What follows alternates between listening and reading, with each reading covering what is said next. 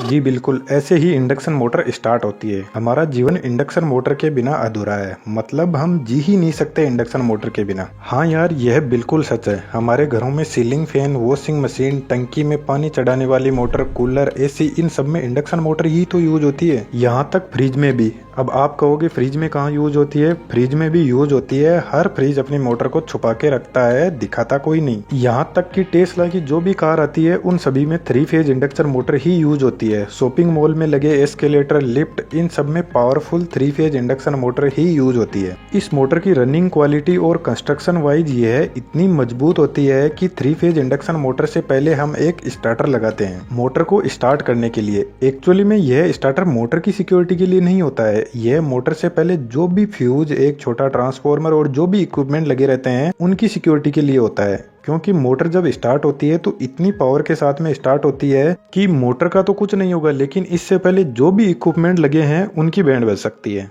यह मोटर तभी खराब हो सकती है जब हाई वोल्टेज या हाई करंट सप्लाई दे दी जाती है, वरना इस मोटर की लाइफ कितनी भी हो सकती है अंदाजा नहीं लगाया जा सकता। हमारे घर में एक इंडक्शन मोटर है जो तब से है जब मैं पैदा ही नहीं हुआ। लगभग 30 साल पुरानी मोटर है वो, और आज तक एक भी बार वह खराब नहीं हुई। है ना अमेजिंग? यदि आपके घर में भी कोई ऐसी इंडक्शन मोटर है तो जरूर से कमेंट बॉक्स में बताना। और यही इसका मेन रीजन है कि यह मोटर इतनी ज्यादा पावरफुल है, लेकिन यह मोटर सिर्फ ऐसी जगह पर काम में ली जा सकती है जहाँ पर इसे कैसे भी चले इसकी स्पीड से, इसके वोल्टेज से ज्यादा फर्क नहीं पड़ता हो। ऑटोमेशन इंडस्ट्री होती है, वहां पर यह मोटर बिल्कुल भी यूज नहीं होती, क्योंकि यह मोटर ठीक उसी इंसान की तरह काम करती है जिसको यदि किसी काम पर लगा दिया जाए तो वह तब तक नहीं रुकता जब तक उसको यह नहीं कहा जाए कि भाई रुक जा। ऑटोमेशन इंडस्ट्री में ऐसी मोटरें यूज होती है जो सिंक्रोनस स्पीड पर रन करती हो, जिनकी स्पीड कंट्रोल अच्छे से होता है और जो हाई स्पीड और लो स्पीड पर आसानी से रन कर सके।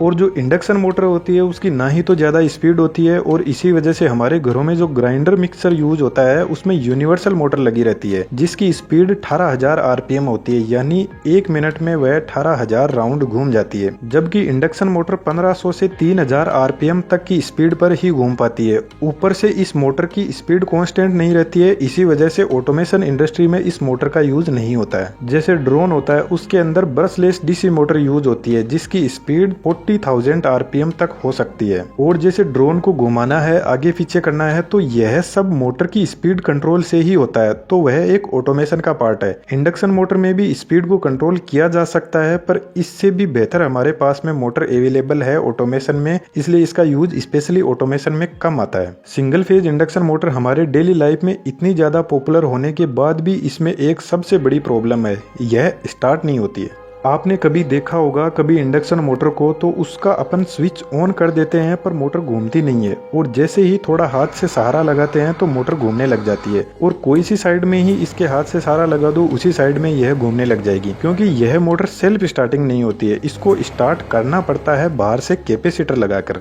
अब यदि आपके घर में ऐसी मोटर है तो आपको इसकी पूरी गणित समझ में आने वाली है। यदि ऐसी प्रॉब्लम हो जाए तो आप खुद ही इसको अपने आप से सही कर सकते हो, किसी मैकेनिक को बुलाने की जरूरत नहीं है। सिंपल सी बाहर की तरफ एक वाइंडिंग रहती है जिसको हम बोलते हैं मेन वाइंडिंग, और यह बीच में लगा रहता है रूटर। इस कंडीशन में जब मोटर को ऑन किया जाता है तो इस मेन वाइंडिंग में जो टॉर्क जनरेट होता है वह फॉरवर्ड और बैकवर्ड दोनों डायरेक्शन में जनरेट होता है। तो यह मोटर कोई सी साइड में भी नहीं घूम पाती, क्योंकि वोल्टेज और करंट के बीच में जो एंगल होता है वो एकदम 0 डिग्री का होता है, दोनों एक ही डायरेक्शन में होते हैं। अब इस मोटर को हम सेल्फ स्टार्ट करने के लिए इस वोल्टेज और करंट के बीच में थोड़ा सा एंगल क्रिएट करेंगे, तभी जाकर इसमें फोर्स जनरेट होगा और तभी मोटर घूम पाएगी। तो हम क्या करते हैं, इस मोटर में एक वाइंडिंग और लगा देते हैं इस साइड में, जिसको बोलते हैं स्टार्टिंग वाइंडिंग। यदि आप सीलिंग फैन को खोलकर देखोगे तो उसमें 2 वाइंडिंग लगी रहती है, एक स्टार्टिंग वाइंडिंग और एक मेन वाइंडिंग। इस स्टार्टिंग वाइंडिंग का काम होता है इस मोटर को घुमाना, और इस स्टार्टिंग वाइंडिंग के साथ में लगा रहता है एक कैपेसिटर। तो जैसे ही हम इसमें कैपेसिटर लगाते हैं तो यह कैपेसिटर क्या करता है, करंट को वोल्टेज से लीड कर देता है, और वोल्टेज और करंट के बीच में एक एंगल क्रिएट हो जाता है जो टॉर्क जनरेट करता है मोटर को एक डायरेक्शन में घुमाने के लिए। वैसे तो इंडक्शन मोटर में कोई पोलैरिटी नहीं होती है, प्लस माइनस का कुछ नहीं होता है, पर जब हम कैपेसिटर लगाते हैं तो रनिंग वाइंडिंग या मेन वाइंडिंग में से हमें पता नहीं चलता है और हम किसी भी वाइंडिंग में लगा देते हैं, और इसी वजह से कभी कभी मोटर रिवर्स डायरेक्शन में भी घूमने लग जाती है। तो हमें जस्ट कैपेसिटर के कनेक्शन बदलने होते हैं और मोटर फॉरवर्ड डायरेक्शन में घूमने लग जाएगी। और अक्सर हमारे घरों में यही होता है कि हमारा जो सीलिंग फैन होता है वह थोड़े टाइम के बाद में धीरे धीरे चलने लग जाता है, क्योंकि इसमें जो कैपेसिटर लगा रहता है वह डाउन हो जाता है और इसके बीच में जो एंगल होता है वह धीरे धीरे कम हो जाता है और फिर एक टाइम के बाद में एंगल एकदम 0 हो जाता है, तो फिर हमारा फैन चलना ही बंद कर देता है। और हम क्या करते हैं, एक नया कैपेसिटर लाते हैं और वहां पर लगा देते हैं और वह कैपेसिटर इंडक्शन मोटर को स्टार्ट करता है। आप बस ये सिंपल सा डायग्राम याद रखो, जब भी सिंगल फेज इंडक्शन मोटर में कोई दिक्कत आती है और यदि आप उसको खोलो और यदि आपको उसका कनेक्शन समझ नहीं आए तो आप इस डायग्राम की हेल्प से उसके कनेक्शन कर सकते हो।